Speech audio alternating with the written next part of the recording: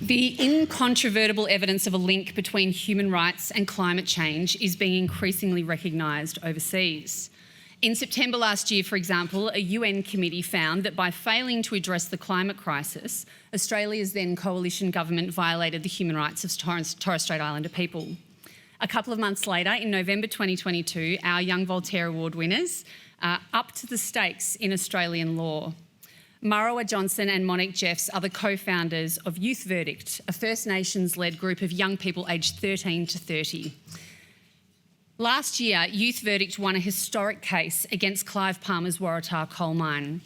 The landmark decision, there'll be plenty of time for that, the landmark decision was the first in Australia to recognise the human rights impacts of climate change and to recommend refusal of an application to mine on that basis. The trial ran for 7 weeks, during which the Queensland Land Court travelled to Gimuy, Cairns and Arab and Porama Islands of the Torres Strait to hear evidence on country. Youth Verdict played a key role in ensuring that First Nations witnesses were able to tell the court about the devastating impacts of climate change on their lands, waters and cultures in a culturally safe and appropriate way. Alongside other objectors, Youth Verdict ultimately successfully argued that the human rights consequences of burning coal, particularly for First Nations people and children, meant that the mining application should be refused. The court found that the development of the project would unjustifiably limit the right to life, the protection of children, the right to First Nations culture, the right to property, the right of certain groups to enjoy human rights without discrimination, and the right to privacy and home. Murrawah Johnson is a Wirdi woman hailing from the broader Birragubba people of Central and Northern Queensland. She comes from Wangan and Jagalingou Country. Murrawah is a spokesperson, community organiser, campaigner and co-director of Youth Verdict. Monique Jeffs is a fifth-generation white non-binary person who grew up in the Lockyer Valley in southeast Queensland on Jagera, Turrubul and Ugarapul Country. They are a community organiser who has lived in Meanjin, Brisbane for 5 years and is now based in Gimuy, Cairns. They are the co-founder and secretary of Youth Verdict. I'm sure that when you hear about the work of these two, you will agree that the kids are going to be okay.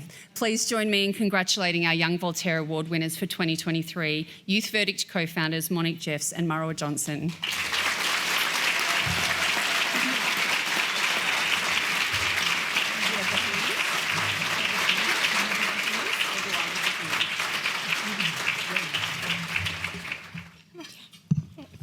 Hi everybody. We've had a big day. We flew down from Gimuy this morning at 4 a.m. So but it is an honour to be here.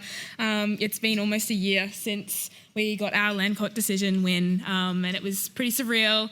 And it's an honour to receive this award. I think the biggest shout out, and I think this is on behalf of the whole team at Youth Verdict and the witnesses who, shared their deep cultural knowledge that they've been carrying on their whole lives. So that's Lala Gutchin, who is an Arab island and Puruma woman, and her parents, Kapua Gutchin and Florence Gutchin, Jitaju 4 Mile and Harold Ludwig. And they, I think, can we all give them a round of applause, even though they're not here? Because their knowledge was the bedrock of this case. And the other person is Murrawah, who is the co-director of Youth Verdict alongside me, and is just the brain, was just the genius behind this case design, came in after we'd founded Youth Verdict in 2020 and joined the team, and I've learnt so much from you, Murrawah, and it's an honour to work beside you. Please, can we give another round of applause to Murrawah? It's going to make me cry. Watamuli, good evening, everybody. I'd also like to acknowledge the land on which we meet and acknowledge that sovereignty is never ceded. And while no treaty exists, this is still Aboriginal land.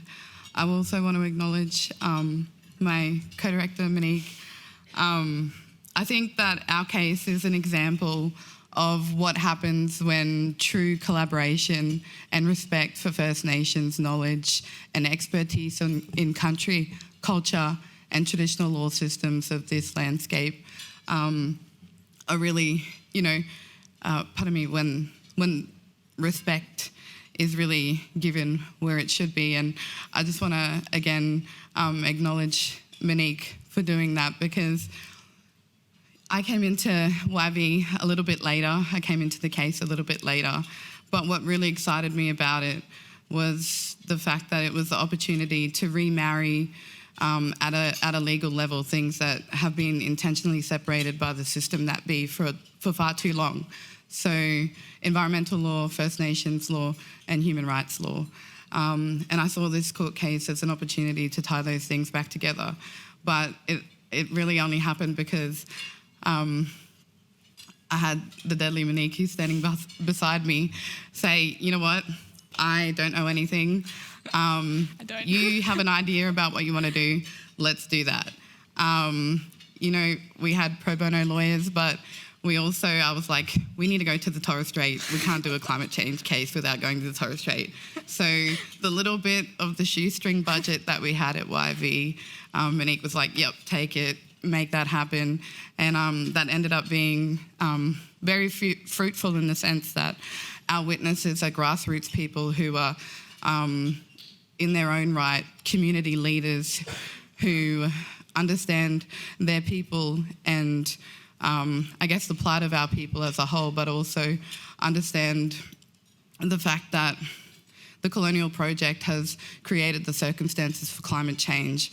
And so in order to address climate change, we really need to be addressing the state of the colonial project. And so this case, although it is in the frame of a Western legal court case, it really goes above and beyond that for the principles that we ensured really grounded the work that we did. And it just goes to show that when you put First Nations knowledge and expertise at the forefront of what you do and you let that guide you, you can beat a billionaire like Clive Palmer in court. And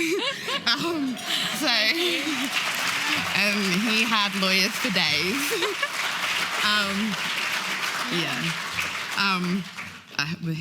We've reached our 5 minutes, but thank you again, Liberty Victoria, for the award. Thank you, Michael. Thank you, Jesse. Thank you, everybody who has quietly or loudly been following Youth Verdict.